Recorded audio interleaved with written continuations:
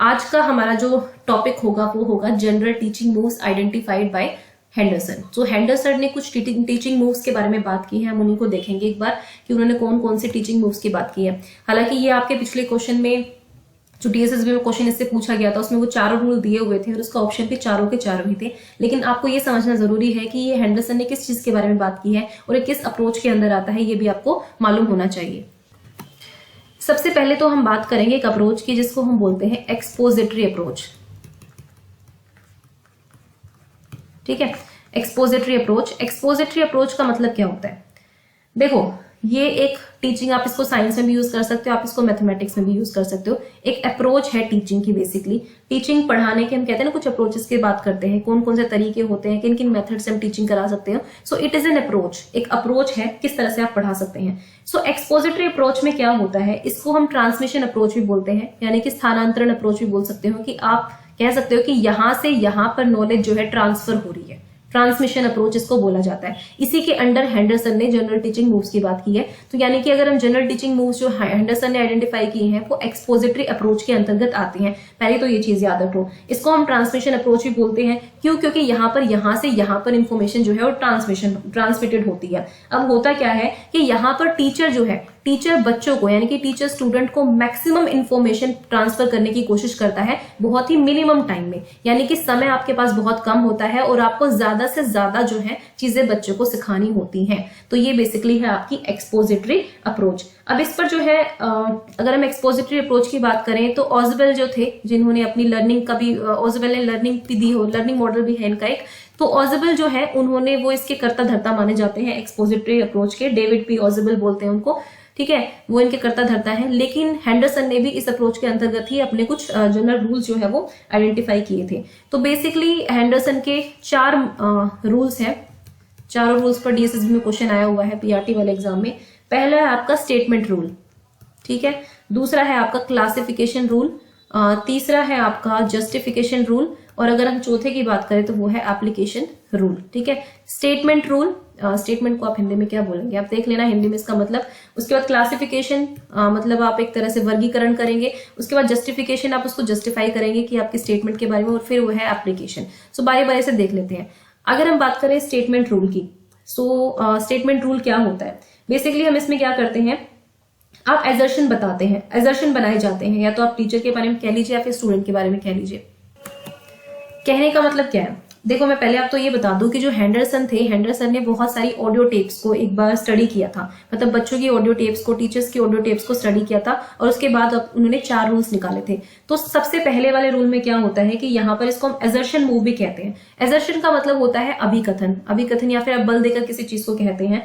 तो वो कहा जाता है या तो बच्चे के द्वारा कहा जाएगा या टीचर के द्वारा कहा जाएगा। सो ये पहला रूल हो जाता है स्टेटमेंट रूल, कि कोई स्टेटमेंट आपने कही है, किसी बात को आप रख रहे हैं, तो वो टीचर के द्वारा भी रखी जा सकती है और बच्चे के द्वारा भी रखी जाती है। उसके बाद आता है क्लासिफिकेशन रूल। तो यहाँ पर आप क्या करते हैं, यहाँ पर बेसिकली आप एग्जाम्पल्स का काम करते हैं। अब यहाँ पर आप अपनी स्टेटमेंट को या किसी चीज को एग्जाम्पल्स के थ्रू आप डेमोन्स्ट्रेट भी कर सकते हैं। डेमोन्स्ट्रेट का मतलब क्या होता है, आप सामने जाकर प्रदर्शनी कर सकते हैं उस चीज की। उसके बाद आप प्रूफ भी ला सकते हैं कि भाई मैंने ये स्टेटमेंट कही है या ये बात मैंने आपको बताई है, इसका प्रूफ ये है, इसके एग्जाम्पल्स ये है, इसको हम ऐसे करके देख सकते हैं। आप डिस्कशन भी यहाँ पर कर सकते हैं, मतलब कि एक डिस्कशन को आप यहाँ पर सब रूल बना सकते हैं। आप डिस्कस कर रहे हैं बच्चों के साथ कि ठीक है ये स्टेटमेंट है, तो इसके ऊपर आप अपने ओपिनियन बताइए, आप अपने बताइए। तो यहाँ पर आप बहुत सारी चीजें जो है क्लासिफिकेशन रूल में बता सकते हैं। अब जस्टिफाई का मतलब क्या होता है, यहाँ पर जस्टिफिकेशन में आपने जितने भी एग्जाम्पल दिए, आपने जो भी डेमोन्स्ट्रेशन दिया, आपने जो भी करके दिखाया, उसकी हम एक्यूरेसी टेस्ट करते हैं। ठीक है, आप ये देखते हैं कि क्या ये कितना सही है और कितना गलत है। आप फैक्ट्स की बात यहाँ पर करेंगे, आपने जितने भी फैक्ट्स बताए हैं क्या वो सही है, क्या वो सही साबित हुए हैं कि नहीं हुए हैं, इस पर आप वो करेंगे। तो यहाँ पर आप कह सकते हैं किसी ने एक प्रूफ दिया है तो आप यहाँ पर क्रॉस प्रूफ दे सकते हैं। अगर किसी को लगता है कि नहीं ये आपने गलत बात बोली है तो उसको साबित करने के लिए आप और प्रूफ दे सकते हैं, और अगर सही बोली है तो उसके लिए कुछ एडिशनल प्रूफ्स आप यहाँ पर लगा सकते हैं, या फिर आप एक्सपर्ट्स का ओपिनियन ले सकते हैं। मान लीजिए अगर आपको साइंस के बारे में कुछ पता करना है तो आप एक साइंस टीचर से, जो एमएससी साइंस साइंस हो, किसी चीज में, तो वो आप उनसे राय ले सकते हैं। वो क्या कहते हैं, 2 को बुला सकते हैं, या फील्ड से किसी 3 बंदों को या 2 बंदों को आप बुला सकते हैं, ताकि वो आपके इस रूल को एक तरह से जस्टिफाई कर दे कि हाँ बिल्कुल ठीक आपने बताया है, ये स्टेटमेंट बिल्कुल ठीक है, ये टॉपिक आप जो पढ़ा रहे हैं बिल्कुल ठीक है। तो यहाँ पर जस्टिफिकेशन होता है। बेसिकली जो क्लैरिफिकेशन में आपने क्लासिफिकेशन रूल के अंदर जो आपने जितनी भी क्लैरिटी दी है उस टॉपिक के बारे में एग्जाम्पल्स के थ्रू, डेमोन्स्ट्रेशन के थ्रू, उसको आप यहाँ पर जस्टिफाई कर देते हैं। उसके बाद लास्ट आता है आपका एप्लीकेशन रूल। एप्लीकेशन का मतलब क्या होता है, ये आप यहाँ पर इंश्योर करेंगे कि students can take learn rules into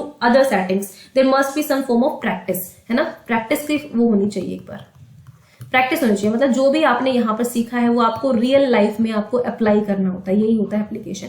मान लीजिए आपने कोई भी पढ़ा, आपने न्यूटन का लॉ पढ़ा, तो रियल लाइफ में आपके सामने कोई चीज होती है तो आप उसको अप्लाई कर पाए उस चीज को, तो ये होता है। साइंस में हमने सीखा है कि भाई कॉटन के कपड़े जो होते हैं उनको पहनने से वो पसीना सोख लेते हैं, गर्मी में वो पहनने चाहिए। सो आप जब भी गर्मी का मौसम होता है कॉटन के कपड़े खरीदते हैं, आप वही पहनते हैं, ये आपका एप्लीकेशन हो गया। सो यहाँ पर आप क्या करते हैं, एप्लीकेशन करते हैं उस चीज की। सो एक तरह से कह सकते हैं स्टेटमेंट रूल में आप कोई भी स्टेटमेंट लेकर आएंगे, स्टेटमेंट या फिर कोई भी थ्योरी, जब जो भी आप चीज पढ़ाना चाहते हैं, कोई भी प्रिंसिपल है उसको आप लेकर आएंगे। क्लासिफिकेशन रूल में आप जो है उसके एग्जांपल देंगे, डेमोन्स्ट्रेशन देंगे, उसके बारे में काफी प्रूफ्स देंगे, एविडेंस देंगे, मतलब हर चीज से आप उसको प्रूफ करेंगे, एक्सपीरियंस भी लेंगे बच्चों का। उसके बाद जस्टिफिकेशन में आप उसको एक्यूरेसी, उस फैक्ट्स को जांचेंगे, ये टीचर खुद भी कर सकता है, किसी एक्सपर्ट के द्वारा भी करवा सकता है। उसके बाद एप्लीकेशन, जब बच्चे उसको एक्चुअल लाइफ में अप्लाई करते हैं तो ये आपका एप्लीकेशन रूल बन जाता है। इस तरह से हेंडरसन ने 4 रूल्स की बात की है। और ये चारों रूल्स जो है, ऐसा नहीं है सिर्फ साइंस पढ़ाने में ही आपके लिए कारगर है, ये चारों रूल्स आपके मैथ्स में भी हेल्प करेंगे। बट इनिशियली उन्होंने मैथ्स की बात की थी इसमें, ठीक है, इसको हम साइंस में भी अप्लाई कर सकते हैं। सो ये जनरल टीचिंग मूव्स है जो हेंडरसन ने बताए थे। और क्यों बताए थे, क्योंकि उन्होंने बहुत सारी ऑडियो टेप्स को, इन सब चीजों को एनालाइज किया था और उसके बाद ही वो इस पर पहुंचे थे। अभी किस मेथड के अंदर आता है, ये एक्सपोजिटरी मेथड के अंदर आता है, एक्सपोजिटरी अप्रोच के अंदर आता है। ये अप्रोच एक तरह से टीचर सेंटर्ड भी है, ठीक है। यहाँ पर हम डायरेक्ट इंस्ट्रक्शंस दे रहे हैं। देखो यहाँ पे आप ये नहीं कहेंगे कि ये बस टीचर सेंटर्ड है, यहाँ पे कोशिश मतलब काम क्या है, बेसिकली टीचर को एक स्टिपुलेटेड टाइम में, एक मिनिमम टाइम में जो है बहुत सारा मटेरियल ट्रांसफर करना होता है। वो यहाँ पे डिस्कशन भी कर रहा है, डेमोन्स्ट्रेशन भी कर रहा है, एग्जांपल्स भी ले रहा है, रियल लाइफ में उसको अप्लाई करवाने के लिए भी बात कर रहा है। तो ये पूरी तरह से आपकी कह सकते हो ये टीचर सेंटर्ड क्लासरूम हो सकती है। ये मैंने शायद पहले चाइल्ड सेंटर्ड बोल दिया होगा, सॉरी, चाइल्ड सेंटर्ड नहीं है, टीचर सेंटर्ड है ये हेंडरसन का जो मेथड है जनरल टीचिंग का, है ना। क्योंकि यहाँ पे टीचर पे बहुत सारा फोकस होता है, टीचर को ही नॉलेज जो है सबसे पहले मैंने आपको बताया था कि ये ट्रांसमिशन अप्रोच है, यानी कि आप यहाँ पे नॉलेज को ट्रांसफर कर रहे होते हैं। कंस्ट्रक्शन ऑफ नॉलेज पर यह ज्यादा बेस्ड नहीं होती है, ये टीचर डायरेक्टेड लर्निंग होती है। तो ये चीज भी आपको याद रखनी है। सो आई होप कि मैंने काफी कुछ आपको जनरल टीचिंग मूव्स जो हेंडरसन के बारे में बता दिया होगा। नहीं मिला होगा आपको तो आप इसको नोट डाउन कर लें कॉपी पेन से लेकर, जितने भी एग्जांपल्स मैंने आपको दिए हैं हर रूल के बारे में जो बताया उस चीज को, ठीक है। और भाई वीडियो अच्छी लगे तो प्लीज सब्सक्राइब जरूर कर दे चैनल को, और लाइक तो कर ही दे साथ साथ, ठीक है। Thank you for watching. ज्ञान IQ।